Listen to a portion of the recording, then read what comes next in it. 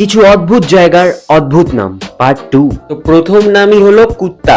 শুরুই করলাম আমরা কুত্তা দিয়ে ভাই, মানে জন্তু জানোয়ারকেও আজকাল ছাড়ছে না ভাই নামকরণে। বর্দা বর্দা বর্দা মানে স্টেশন কোনো, মানে আমার মতে এখানকার লোক একটু বেশি বর্দা বর্দা ভাব, একটু দাদাগিরি দেখাবে, চুপ করে বসে থাকবি, মানে এরকম ভাবছি। বারানগর রোড কি এক সেকেন্ড। ছাগল খাইয়া সরকারি প্রাথমিক বিদ্যালয়।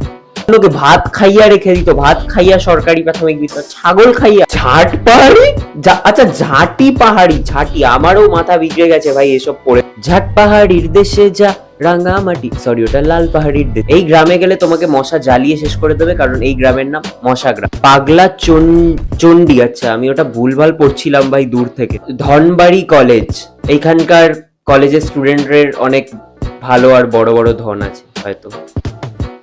এনিওয়েজ, তুমি যদি আরো এরকম অদ্ভুত আর ফানি জায়গার নাম জানো ওটা কমেন্টসে লেখো, আর হ্যাঁ সাবস্ক্রাইব করে দিও।